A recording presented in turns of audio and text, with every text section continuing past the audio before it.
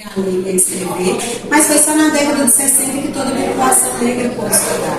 Então hoje a gente entende que essas cotas, né, elas dão possibilidade. Esse menino que ele não quer estudar é também uma parte assim, de todo um sistema que assim, não dá estímulo nenhum para ele estudar.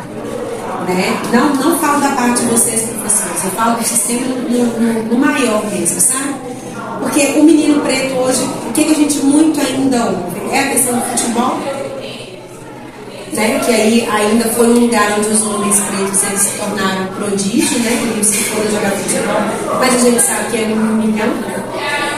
Fora isso, infelizmente, o que a gente vê muitas vezes é esses meninos dentro de alguma coisa ilícita, né? Que às vezes é onde eles têm oportunidade e, querendo ou não, gera estágios aonde eles estão, né?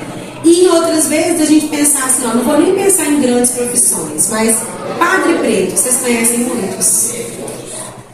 Juízes, eu nunca fui muito de essas coisas, mas juízes pretos, quando a gente, ministros pretos, prefeitos pretos, vereadores pretos, esses meninos eles não têm onde se espelhar, eles não têm onde olhar e falar assim, eu quero ser médico preto, onde que tem médico preto? Agora, onde que a população preta está trabalhando na maioria das vezes? Naqueles serviços que hoje eles ainda são subalternizados, mas que são serviços essenciais. Eu penso que a pandemia, ela deu para a gente um retrato do que é o trabalho da população negra no Brasil. Porque continuaram os serviços essenciais.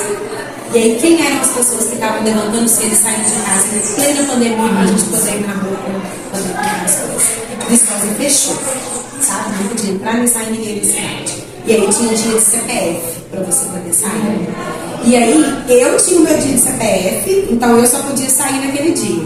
Mas se eu sou uma trabalhadora do mercado, eu só posso trabalhar no dia do meu CPF?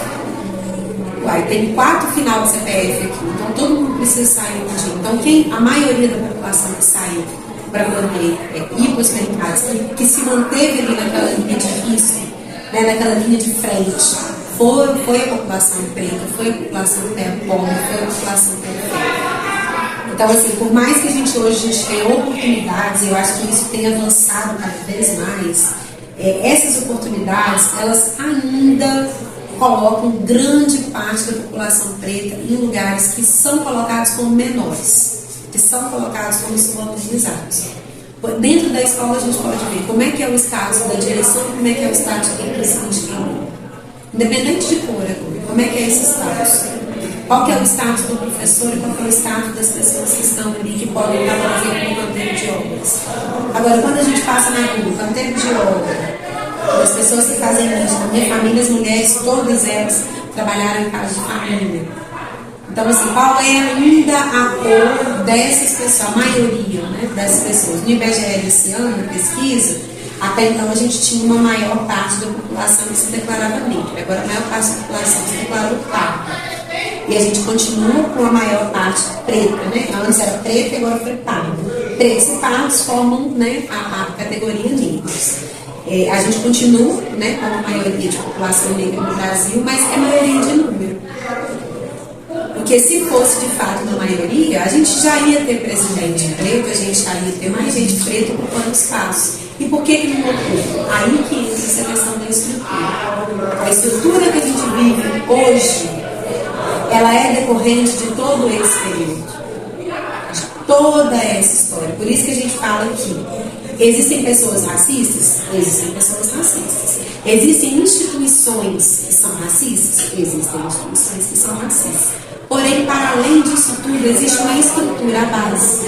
A base da nossa sociedade, ela é estruturalmente racista. E aí, o capitalismo também tem uma grande influência nisso. Porque o capitalismo ele se vale do lucro, do racismo e do machismo para poder se manter. Porque aí mulheres e crianças, desde a Revolução Industrial, recebem menos. Mulheres negras nem podiam trabalhar em financiadas de família. O salário das mulheres hoje que exercem a mesma função, se fosse um homem branco fazendo essa mesma função que eu estou fazendo aqui hoje com vocês, a tendência dele receber o dobro que eu é muito grande. Então, mulheres que trabalham em empresas e exercem a mesma função ainda recebem menos. Então, é dessa estrutura que a gente está falando, de uma organização social que impede, que não só dificulta vezes impede que as pessoas avancem. Então, e qual que é a base disso? A base disso é o colonialismo. A base disso é o processo de colonização. A base disso é a escravidão, a escravização. A base disso é também a aniquilação das populações indígenas, dos povos, comunidades tradicionais. A base disso é a precariedade que muitas vezes acontece nas periferias, mas que também muitas vezes acontece nos quilombos. Aqui perto da gente tem comunidades quilombolas e também estruturadas. Você vai no sul de Minas ou no norte de Minas, é uma disparidade muito grande. Ainda são casos de pau a pique, ainda são comunidades sem energia, e a gente sabe que isso ainda existe.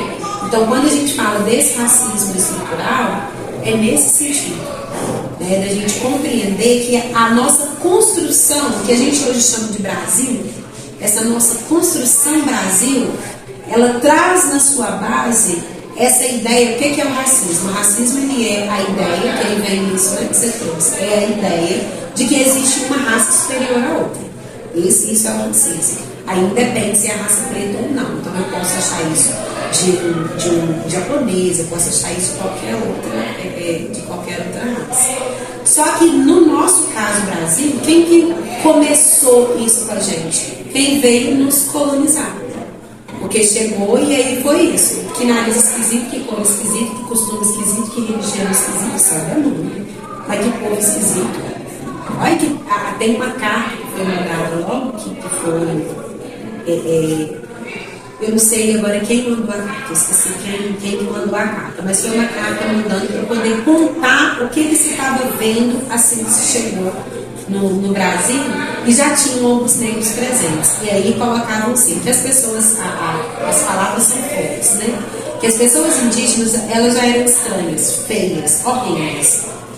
E as pessoas negras, elas eram boçais, assim. Mas a junção dos pretos com os indígenas estava formando verdadeiras aberrações.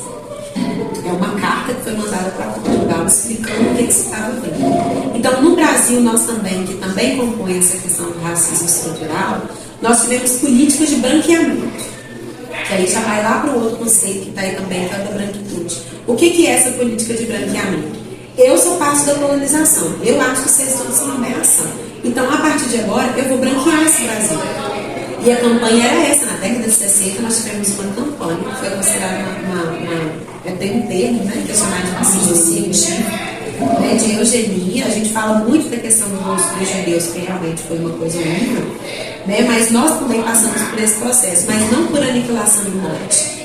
Mas traz, porque foi a época que nos livros a gente vê que os imigrantes vieram para o Brasil.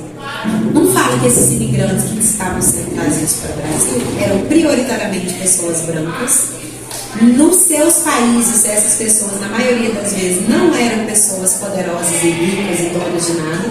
A escória do que estava de ruim nos outros países foi pedido para ser mandado para o Brasil.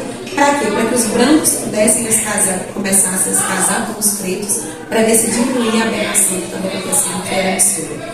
Porque senão, porque a ideia naquele momento da década de 60 era vamos prosperar. Vamos prosperar. Se a gente não prospera, só que com a maioria da população preta, prospera como? Não prospera. Como é que os outros países vão ver, gente? Eles só tem preto. E preto é sinônimo de coisa ruim. Então como é que a gente prospera? Traz gente branca para poder clarear. E a gente